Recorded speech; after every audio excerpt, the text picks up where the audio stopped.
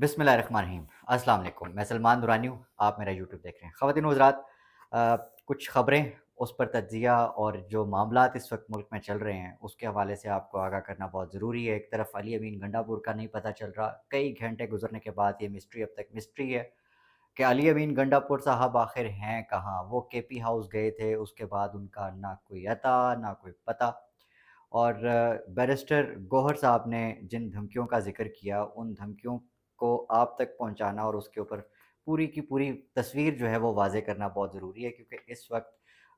ज़िंदगियाँ stake पे लगी हुई हैं। एक तरफ इमरान खान अडयाला जेल में, तो दूसरी तरफ जो अवाम इस वक्त डी चौक के करीब लड़ रही है, वो थोड़ी तादाद में नहीं है। पाकिस्तान तहरीक इंसाफ से जिनका ताल्लुक़ है, या बहुत से ऐसे लोग जिनकी वाबस्तगी सिर्फ़ और सिर्फ़ इमरान खान साहब की आइडियोलॉजी के साथ है, और वो इस वक्त जो है वो किसी वाबस्तगी के बग़ैर, किसी पार्टी की और सियासी वाबस्तगी के बग़ैर भी जो है वो बहुत सी अवाम इस वक्त लड़ रही है। लीडरलेस लड़ रही है, डायरेक्शनलेस लड़ रही है, उन्हें नहीं पता कि वो इस वक्त जो है वो किसके पीछे जाएँ। बट इस वक्त उनका सिर्फ़ एक एजेंडा है, वो इस वक्त सिर्फ़ और सिर्फ़ इमरान खान की कॉल पर निकले हैं और वो एहतजाज कर रहे हैं। और अब से कुछ देर पहले तक पुलिस की बदतरीन शेलिंग जो है उसका सामना कर रहे थे। ख़वातीन को हमने लड़ते देखा, हमने नौजवानों को लड़ते देखा, हमने बूढ़ों को लड़ते देखा, और ख़वातीन अपने बच्चे तक लेकर आई हुई थी। तो ये जज़्बा जो है वो पाकिस्तान तहरीक इंसाफ के एहतजाज जब भी हुआ करते हैं या जलसे हुआ करते हैं, उसमें बहुत कॉमन है। लेकिन इस बार ये जलसा, या ये एहतजाज कहें या इसको धरना कहें या कुछ भी कह लें, ये मामला जो है दिस इज़ फ़ार डिफरेंट।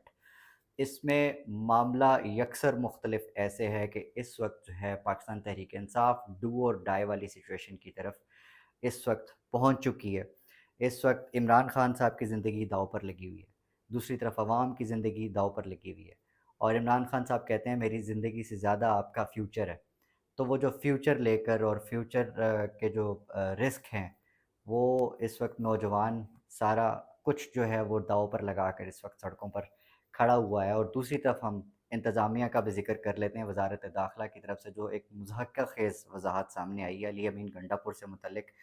पहले उसका थोड़ा-सा जायज़ा ले लें कि अली अमीन गंडापुर साहब जो हैं वो केपी हाउस गए, और उसके बाद जो सारे का सारा सिनेरियो आपके सामने था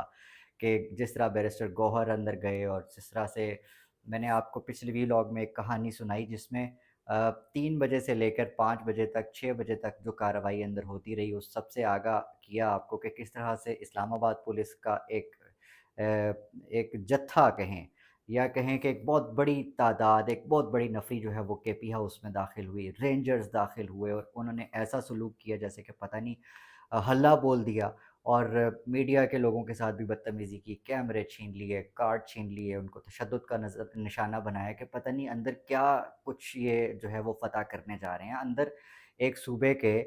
वज़ीर आला बैठे थे, और वो अपने स्टाफ़ के साथ मौजूद थे, जिसका बैरिस्टर सैफ साहब ने जो है वो ज़िक्र किया है कि वो अंदर अकेले नहीं थे। और उनसे मिलने के लिए और एक ख़ास जो मुलाकात अंदर हुई, उसमें बैरिस्टर गौहर जो चेयरमैन पाकिस्तान तहरीक इंसाफ इस वक़्त मौजूदा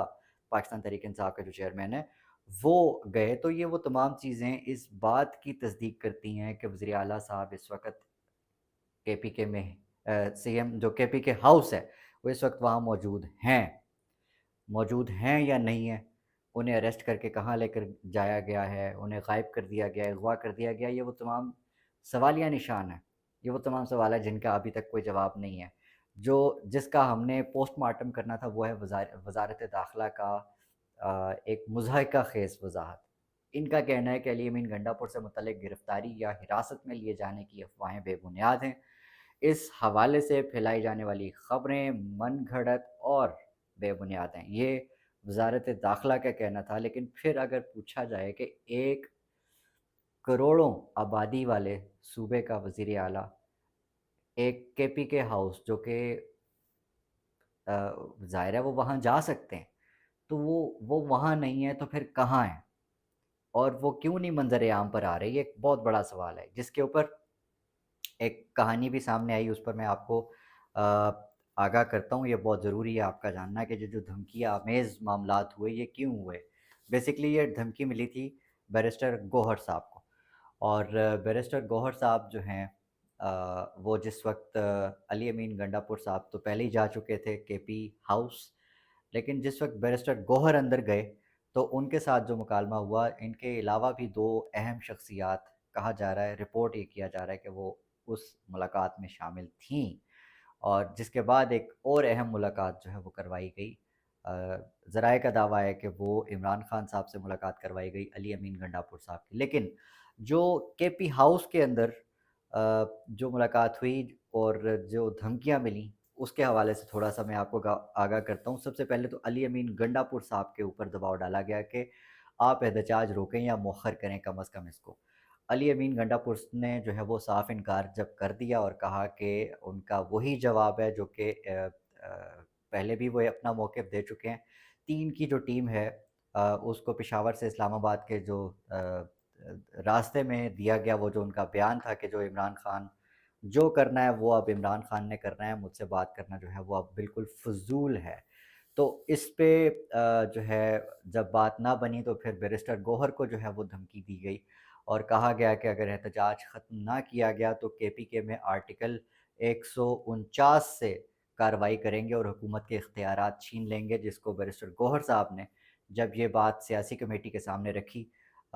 جو کہ سیاسی کمیٹی کا ایک اجلاس ہوا، ظاہر ہے بیرسٹر گوہر کے باہر آنے کے بعد آپ دیکھ سکتے تھے کہ بیرسٹر گوہر جس وقت کے پی ہاؤس سے باہر نکلے تو وہ کس طرح ان کا رنگ اڑا ہوا تھا، اور جب وہ کلپ سامنے آیا تو وہ بہت پریشان تھے۔ میڈیا کو جواب دیے بغیر جو ہے وہ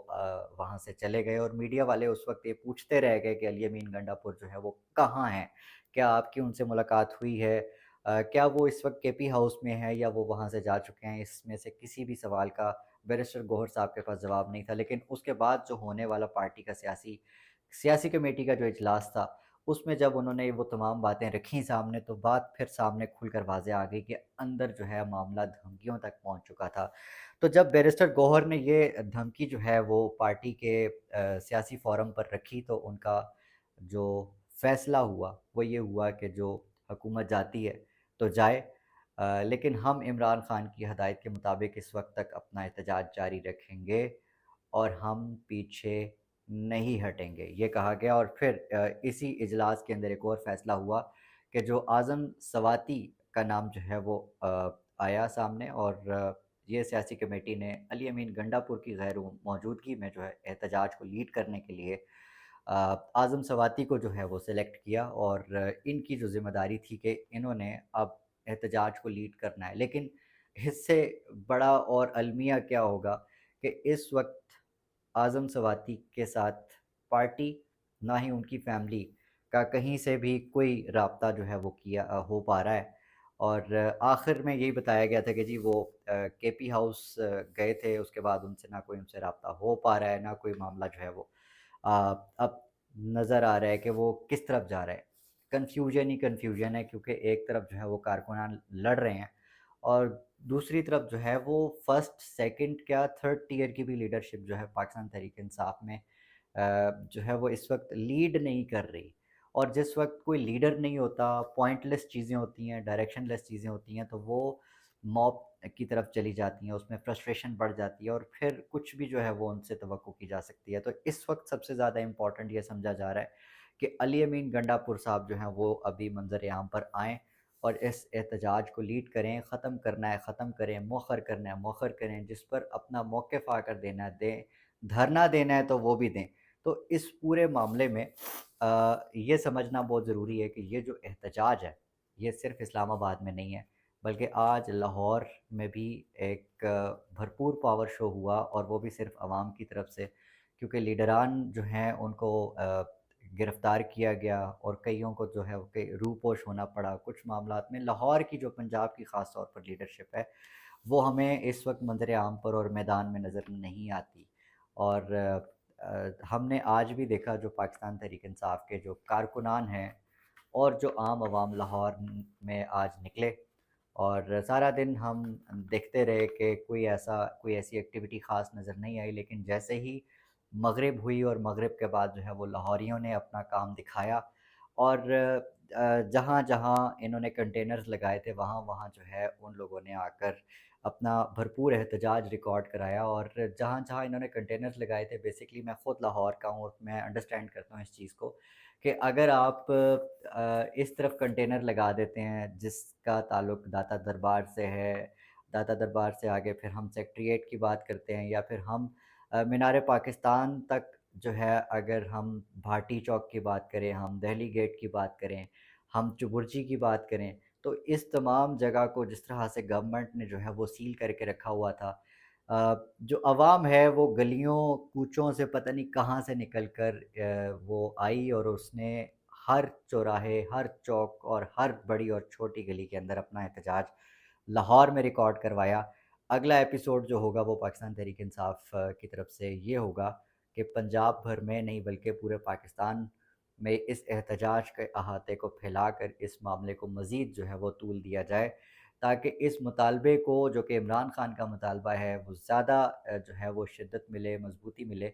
کہ جو سکسیسر ہیں چیف جسٹس آف پاکستان منصور علی شاہ صاحب، ان کا جو نوٹیفیکیشن ہے وہ جاری کیا جائے۔ اور دوسرا جو اہم جو نقطہ ہے وہ ترمیم سے متعلق ہے، کہ ترمیم جو ہے وہ اس میں اتنی عجلت نہ کی جائے، اس پر سوچ کر تمام سٹیک ہولڈرز کو ساتھ لے کر چلا جائے۔ کتنا امپیکٹفل ہوگا یہ وقت بتائے گا۔ مزید اپڈیٹس کے ساتھ اگلے ولاگ میں حاضر ہوتا ہوں، تب تک اپنا، اپنے آس پاس کا، سب کا، اپنے پاکستان کا بہت خیال رکھیے گا۔ اللہ نگہبان۔